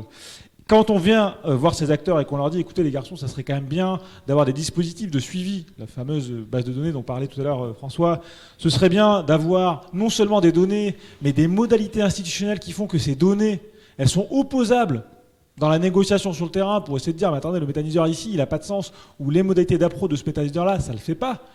Ils ne sont pas du tout d'accord. Et c'est cette coalition-là qui aujourd'hui décide. Donc la question que nous on pose, c'est quoi la coalition d'acteurs qui demain fait que les instruments dont vous parlez ici, ils ont une possibilité, même pas d'exister, mais d'être entendus, d'être mis en débat pour éventuellement être adoptés. Et je ne suis pas du tout d'accord avec vous de dire tous ceux qui ont envie de participer, ils viennent, on fait une grande assemblée. Et on ne va pas dire qui est légitime ou pas. La gouvernance, c'est précisément le fait de définir des responsabilités et des légitimités et des capacités d'action, de sanction, etc. S'il n'y a pas ça, il n'y a pas gouvernance. Il y a juste quelque part, une validation des rapports de pouvoir existants, et donc du coup, a priori, du statu quo. Et donc, je termine ici mon propos en disant que ce qu'on voit aujourd'hui se dessiner, je ne dis pas que c'est une fatalité, je ne dis pas que c'est ça qui va se passer, mais ce qui se dessine aujourd'hui, c'est une absorption de l'enjeu biomasse-énergie dans ce qu'on pourrait appeler dans la littérature, dans le régime dominant. Et donc aujourd'hui, cette modalité de mobilisation de la biomasse, elle a encore une fois certains atouts, mais elle se fait plutôt dans la modalité existante, c'est-à-dire intensification, spécialisation, concentration du système agricole comme forestier. Je ne vous parle pas des PDM parce qu'on n'a pas le temps, mais j'avais encadré pendant ma carrière d'avant où j'étais prof à l'agro, un certain nombre d'étudiants qui avaient bossé sur les PDM. Les PDM, donc les plans de développement massif, sous l'égide des CRPF, en gros l'enjeu c'est de mobiliser plus de bois, point. Quelles que soient les conditions, on pourrait prendre l'histoire des plans de développement massif qui ont été construits autour de Gardanne, etc. Alors, heureusement, ça ne s'est pas très bien fait. Mais bon, c'était quand même ça la logique. Donc, encore une fois, et je m'arrête là, je suis désolé, mon point n'est pas ici de dire que la biomasse n'est pas un enjeu et qu'il ne faut pas en mobiliser plus ou de manière plus intelligente. Je pense que j'ai bien dit au début que votre note, elle est extrêmement utile. Mais ma question, c'est bien de dire les conditions économiques, ce que je racontais au début, et les conditions politiques, ce que j'ai développé ici, ne me semblent pas aujourd'hui réunies pour le faire dans des bonnes conditions. Et il me semble que, du coup, que la question qu'on doit se poser, c'est quoi la coalition d'acteurs qui va rendre ces conditions économiques et politiques faisables. Voilà. Merci. Philippe. Oui. Et après, quelques questions. Ouais. Alors, je ne sais pas si c'est dans le droit fil, mais en rebond aussi avec ce que tu viens de dire, je pense qu'il faut, et ça rejoint aussi la question sur l'économique de tout à l'heure. Ce qui fait que pour le moment, la régulation est faible, c'est qu'on est encore, je pense, dans une stratégie de développement des ENR, évidemment avec des coalitions d'acteurs. Des objectifs ont été fixés dans les précédentes lois de programmation de l'énergie, qu'un petit nombre de térawattheures, et ça n'a pas été mis trop élevé parce que nos amis électriciens veillent dans les arbitrages globaux de l'énergie en France que la part au gaz reste quand même raisonnable. Donc, malgré les efforts du lobby du gaz, c'est resté à des niveaux d'objectifs qui sont faibles. Donc, c'est pas vu comme encore un sujet j'allais dire, de conflit de ressources. Mais si on va plus loin et si on se projette 2030-2050 avec des parts du mix énergétique de la France plus importantes, ça devient un sujet. Et donc, il me semble que on a des outils quand même en France pour avoir des éléments de régulation qui permettent de rejoindre l'économique et le politique. Et alors, on l'a vu sur les biocarburants de première génération qui ont été très décriés, mais paradoxalement, ça a fonctionné alors qu'ils étaient beaucoup plus coûteux que les carburants fossiles parce qu'il y avait la fiscalité. Et donc là, un gouvernement avait un outil pour dire telle et telle unité sur tel ou tel endroit du territoire est agréée pour faire de l'ester ou de l'éthanol, et ça a déclenché l'avantage fiscal, et ces filières ont décollé. Et là, on avait une forme de planification énergétique évidemment très contingente au sujet agricole, de politique agricole, etc., mais ça a fonctionné. Sur d'autres pays, on l'a vu avec les tarifs de rachat de l'électricité, ça a été vrai sur le photovoltaïque, mais c'était vrai aussi sur d'autres sources, on a quand même cet outil-là. Enfin, les pouvoirs publics l'ont. Ils l'ont sur la méthanisation avec les tarifs de rachat. Pour le moment, c'est peu contraint parce que voilà. Mais si à un moment donné, on se projette et qu'on veut aller faire une part du mix importante, je pense que là, il faut reposer la question. Et du coup, pour que ça ne soit pas que le plus fort qui gagne et qu'on comprenne sur quelle base on va faire ces arbitrages, il faut qu'on introduise une modélisation sur la ressource disponible. C'est un peu absent de votre note aussi, c'est le lien entre l'eau et la biomasse. Donc il y a évidemment un nexus important. Et donc c'est là qu'on va avoir des tensions. Si on dit en Grand Est, en PACA ou ailleurs, alors en 2050, j'ai envie de continuer de faire de l'alimentation quand même. On aura besoin de se nourrir et puis on a envie d'avoir des filières d'élevage ou végétales plus importantes, enfin pas animales mais au moins végétales. Ça va consommer de l'eau, ça va consommer de l'espace. Et je voudrais faire de la biomasse et je pense que c'est possible. Et on voudrait faire à quel endroit, avec quelle cive, avec quelle culture, quelle consommation d'eau.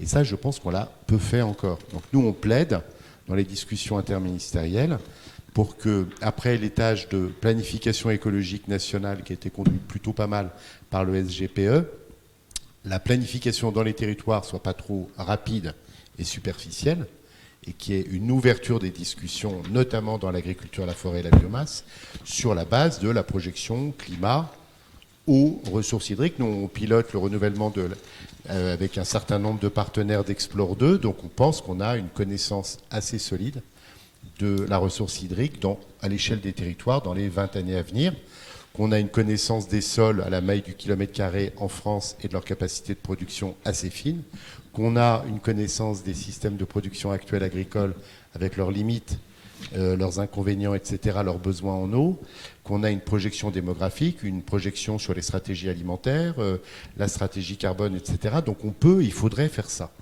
Et évidemment, ce n'est pas les chercheurs qui sont légitimes pour le faire tout seuls dans leur coin. Il faut que ça soit organisé et que peut-être les collectivités territoriales, les représentations d'acteurs et des États rentrent dans cette projection agroclimatique à l'horizon 20 ans. Et on se pose la question des ressources. Et c'est là qu'on va voir, évidemment, ce qu'on se doute, c'est qu'il y aura des conflits et des tensions. Et donc des arbitrages à faire. Et qu'il faudra à ce moment-là avoir pourra se dire, bon, bah, si je continue de mettre du tarif de rachat du gaz, du biogaz à un niveau élevé pour atteindre cet objectif, je le fais dans telle et telle condition, dans tel ou tel endroit du territoire, et je ne vais pas vendre 3 fois, comme ça se fait dans les études aujourd'hui, la même ressource de biomasse. Pour revenir du coup sur ce qu'on peut faire d'utile pour aller dans cette direction, donc moi je pense qu'il faut qu'on pousser ça, une planification écologique dans les territoires avec du temps, parce que ça ne se fera pas juste en demandant au préfet et au président de région un exercice en 3 mois, il faut que ça soit quand même documenté et discuté. Nous on a des modèles qui sont, Solagro on l'a développé, on en a développé, on a un modèle qui est assez intéressant, Maëlia, qui est testé dans le Grand Est d'ailleurs, qui vient de nos équipes de Colmar, où on a vraiment tous les flux d'eau, de biodiversité, de biomasse à l'échelle d'un territoire pour simuler des scénarios de développement de la biomasse par exemple. Au niveau national, c'est pas un scoop, mais puisque vous proposez un GIP, je peux dire que nous sommes en train de préparer avec nos collègues de l'ADEME, de l'IGN, de France Agrimaire, de l'ONF, enfin tous les acteurs qui ont des datas, France Agrimaire, je l'ai dit, oui, un groupement d'intérêt scientifique, un GIS, voilà, pour commencer, qu'on propose au ministère. Et il y a une discussion interministérielle en cours pour essayer d'organiser une gouvernance de la biomasse en France, à la fois interministérielle, au niveau un peu politique, scientifique sur la data qui nous serait confiée possiblement à INRAE et à l'ADEME, avec les autres acteurs. Et puis après, la question des territoires, elle n'est pas encore aussi bien précisée. Ok, merci beaucoup. Est-ce qu'il y a une ou deux réactions, parce qu'on arrive bientôt à la fin, mais... ok, je te laisse y aller.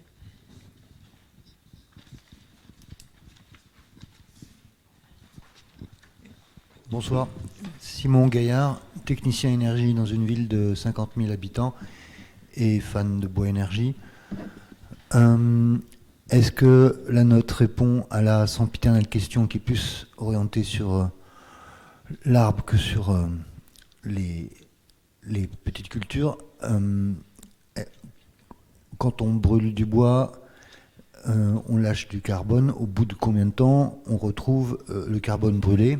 J'aimerais bien avoir la réponse à cette question. Moi, je suis fan de Bois Énergie, ça passe, mais ça passe pas auprès de tout le monde. Et puis voilà, principalement. Après, je vais te donner le micro pour être plus rapide. Il y a 2 questions là. Je vais peut-être me les lever. Bon, je savais que le sujet biomasse c'était compliqué et je ressors en étant encore plus. Voilà, encore plus puzzled en anglais, quoi, un peu. Voilà, enfin. Désorienté, oui, voilà. Donc, alors, moi, personnellement, je suis administratrice Terre de Liens, Île-de-France. Je ne parle pas du tout en nom de Terre de Liens, c'est un nom personnel, d'autant que pour dire moi, ma désorientation, c'est pas glorieux. Mais bon, voilà, là, c'est la première chose. La deuxième chose, c'est que vraiment, je pense qu'il y a quand même des priorités, c'est quand même, il y a une priorité sur la nourriture, malgré tout, sur la nourriture pour les êtres humains. Il y a un gros sujet d'évolution du modèle alimentaire qui me paraît alors là faire consensus. Moins de protéines animales et beaucoup plus de protéines végétales, avec quand même, avec quand même un gros focus qu'on n'a pas du tout évoqué sur essayer de diminuer l'importation de soja, de la déforestation brésilienne. Après, il y a aussi, je pense, quand même, un axe important de sobriété. L'idée d'augmenter tous les ans à 1,5%, ça je l'ai noté, pour le trafic aérien me paraît totalement... c'est comme faire les Jeux Olympiques dans les Alpes en 2030. Je pense qu'il y a des choses où il faudrait quand même prendre le tournant de la sobriété. Donc, il faut essayer de réfléchir à ce qui est le plus important. Il y a aussi une autre chose qui me paraît très importante, c'est le maintien de la biodiversité. c'est que bon, quand on fait des cultures systématiquement, toujours pareil sur un territoire, on sait que les cultures en question, elles seront beaucoup plus fragiles et donc elles nécessiteront des phytosanitaires. Si on veut diminuer les phytosanitaires, il faut avoir une biodiversité dans les cultures. Donc attention à ne pas faire partout le même. D'ailleurs, c'est un des grands principes de l'agriculture biologique, c'est justement des rotations beaucoup plus longues, avec, y compris dans certains cas, ce qu'on appelle des semences population, ce qui donne une bien plus grande résistance aux pestes, enfin, au fait que les végétaux résistent sans phytosanitaire. Alors après, je pense qu'il y a aussi il faut, dans tous les modèles qu'on peut éventuellement décliner, j'ai le sentiment qu'il faut leur laisser une marge d'incertitude. Parce que ça, c'est Edgar Morin, je crois que la complexité et l'incertitude. On est dans un temps où on touche du doigt, excusez-moi. Voilà, donc c'était quelques remarques générales, voilà, qui n'empêchent pas qu'il y a plein de choses intéressantes, mais bon, il faut garder des boussoles sur les priorités. Oui, bonjour Jacques Duguerra, je suis un peu comme madame, je suis venu pour trouver effectivement des éléments d'information sur effectivement ce dossier. Et je vous remercie d'ailleurs d'avoir organisé ce débat, parce que j'en ressors à la fois intéressé, mais effectivement un peu estomaqué par l'ensemble des questions qui se posent à l'heure actuelle et des contradictions qu'on voit. Et pour revenir sur les questions de la gouvernance, il y a deux choses que je voudrais signaler. D'abord, un principe général, plutôt que de créer de nouveaux forums, de nouveaux systèmes, etc., pourquoi n'utilise-t-on pas ceux qui existent déjà ? Au niveau national, par exemple, on a signalé tout à l'heure la contradiction entre la baisse de l'élevage et aussi le fait qu'il y a de l'importation qui est en train d'arriver. J'en veux pour preuve que l'Union européenne est en train de voter les accords sur effectivement la Nouvelle-Zélande, sur Mercosur et peut-être sur le Chili. Ça veut dire qu'effectivement, on va demander aux agriculteurs et aux éleveurs de baisser leur production tout en important encore un peu plus de viande et de viande OGM. Donc, or, il se trouve que cette décision-là, elle est prise par l'Union européenne, elle n'est pas soumise aux parlements nationaux. Première question. Comment se fait-il que, effectivement, ce genre de contradiction ne soit pas, effectivement, débattu par les parlements nationaux, plutôt que de créer, effectivement, un nouveau forum. Deuxième question, au niveau local. Aujourd'hui, il y a des luttes sur la question de la déforestation, des coupes sèches. On a parlé beaucoup de forêts. Il y a aujourd'hui une coopérative qui s'appelle Alliance Bois qui fait des coupes sèches pour effectivement remettre à la place de forêts centenaires des résineux, parce que ça revient beaucoup plus et c'est beaucoup plus rentable. Il me semble qu'il y a aussi là aussi un problème, c'est qu'il y a des plans de gestion de forêt suivant effectivement la taille de la forêt, donc ça c'est le problème du propriétaire privé, des plans de gestion de forêt qui ne sont pas soumis à concertation au niveau local. Pourquoi ne ferait-on pas en sorte que ces plans de gestion de forêt soient soumis à la concertation et de façon à éviter aujourd'hui il y a beaucoup aujourd'hui de problèmes sur ces questions de la gestion de la forêt immobilière. Vous l'avez cité, mais je crois qu'effectivement c'est un axe très important. Merci. Merci beaucoup. Donc là, à moins qu'il y ait vraiment une autre question différente. Non. Donc là, Laurent, sur la biodiversité ? Oui.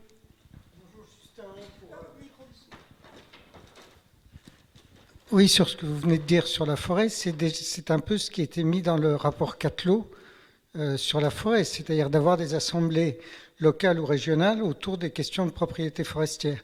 Mais on retombe sur le problème évoqué. Politiquement, c'est pas facile d'arriver à faire voter un truc comme ça, qui va à l'encontre de la sacro-sainte propriété privée. Oui, c'est un problème. C'est le problème des incendies, c'est le problème des scolites aussi.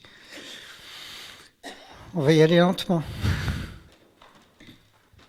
Merci. Donc, du coup, par rapport à ces différentes questions, je vais demander à chacun de nos intervenants de à la fois répondre à la question qu'il veut et en même temps conclure en quelques minutes. Alors, je vais commencer par la question sur le bilan en carbone du bois énergie. Donc, l'étude qui fait référence aujourd'hui, c'est une étude qui a été produite par l'ADEME il y a 3 ans, je crois, qui cherche à mesurer les facteurs d'émission du bois énergie dans différentes configurations. Il n'y a pas une réponse simple, hein, donc pour répondre aux personnes qui ont dit qu'ils étaient un peu perdus dans tout ce qu'on a dit, ben oui, c'est quand même des sujets qui sont complexes. Hein. De toute façon, on traite du vivant, on traite de 50 millions d'hectares d'agriculture, de forêt, etc. Donc si vous avez tout compris du premier coup, c'est qu'il y a un problème. C'est qu'on a été trop clair, quoi. Donc voilà. Donc ça, c'est normal. Et donc, mais si ça vous intéresse, creusez ces questions, parce que c'est vraiment des sujets qui sont passionnants, mais c'est aussi passionnant que le vivant, quoi. Donc voilà. Donc, et la conclusion de l'étude, c'est que ça dépend. Et voilà, et ça dépend de l'horizon considéré, parce que oui, mais la réalité, c'est que c'est pas simple, quoi. Il n'y a pas un facteur d'émission du bois énergie. Ça dépend si on parle de taillis, ça dépend si on parle de futaie, ça dépend si on parle de renouvellement de massifs, ça dépend si on parle de l'horizon considéré 30 ans ou 100 ans, c'est pas la même chose. Donc à 100 ans, les facteurs d'émission ils sont beaucoup plus faibles que si on parle de 30 ans, par exemple, etc. Et donc, globalement, il y a quand même une bonne partie du bois énergie qu'on exploite aujourd'hui qui sont des houppiers de feuillus. Et quand on prend un horizon de 100 ans, on est autour de 30 grammes par kilowattheure. Hein. Et puis, quand on raisonne à 100 ans, on est plutôt à 100 grammes par kilowattheure. Et donc, est-ce que c'est une énergie bas carbone ou pas? Ça dépend à quoi on compare. C'est sûr que par rapport au solaire, c'est plus élevé. Par rapport au fossile, c'est nettement moins élevé. Et donc, la conclusion pour moi, c'est qu'il reste des fossiles, et on substitue par de la biomasse. Quand demain il n'y aura plus de fossiles et qu'on pourra aller vers des énergies qui auront encore un facteur de carbone qui sera plus faible, on pourra les substituer. Mais les choses ne vont pas se faire du jour au lendemain. Donc aujourd'hui, la question c'est virer les fossiles du système énergétique et donc la biomasse a toute sa place, en tout cas pour le moment. Et puis dans 30 ans, quand on aura viré tous les fossiles, ou à peu près, si tout va bien, on pourra passer sur un avenir radieux fait que de solaire et Cédric il sera content qu'on fasse que du solaire et de l'éolien. Merci. Bon, j'espère que c'est pas nous les fossiles dans cette affaire, mais qui vont se faire virer. Mais alors moi je voudrais reprendre un petit peu la question des groupes de pression et de qui monopolise le débat. Il est clair que on a proposé de créer une assemblée régionale avec, je dirais, un petit peu les gens qui sont actifs dans le domaine. Ça ne veut pas dire qu'ils sont laissés la corde sur le cou et sans contrainte. J'ai dit qu'il fallait assurer de la cohérence entre ce qui se passe au niveau national et ce qui se passe aux différents niveaux géographiques. Et on va demander à ce que les schémas régionaux biomasse qui sortiront de tout ça, soient quand même cohérents avec les grandes politiques nationales. Effectivement, la manière de le faire n'est pas évidente. Il y aura l'ADEME, il y aura un préfet, il y aura une DREAL, il y aura des gens qui seront chargés de faire en sorte que cette cohérence soit un minimum assurée. Alors, on ne va pas forcément réussir tout du premier coup et tordre le cou aux lobbies. Les lobbies sont très variés quand même, ils peuvent se neutraliser partiellement les uns par rapport aux autres. Mais on doit effectivement mettre sous contrainte les exercices régionaux, mais il faut quand même les faire. C'est-à-dire que si on ne fait pas ces exercices régionaux, il se passera encore plus n'importe quoi. Hein, voilà. Donc il faut avancer, et pour avancer, il faut se parler, il faut avoir des forums pour se parler. Merci.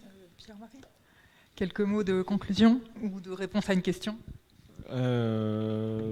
Non, mais simplement dire, je voulais juste réitérer ce qu'a dit Philippe et peut-être remettre une couche aussi sur ce qui vient d'être dit par François. Effectivement, cette question de la gouvernance dans les territoires qui s'appuie sur de la donnée, je pense que Philippe a raison d'insister sur la question de la projection. C'est des choses que Solagro font très très bien. Mais je pense que cette idée de modélisation et de projection, c'est un objet intermédiaire.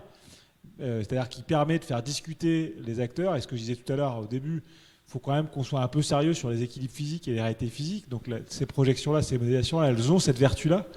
On ne va pas faire de l'équipe de marché, ça sert à rien. On va faire de l'équipe de biomasse, d'équipe physique, et on va faire discuter les gens autour de ça.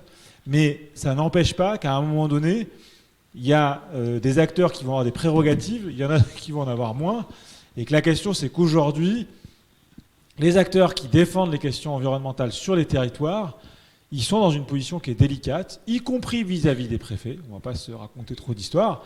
Et que c'est ça le challenge qu'on a devant nous, et que ça pose la question des coalitions, entre guillemets, gagnantes, quoi, agissantes. Voilà.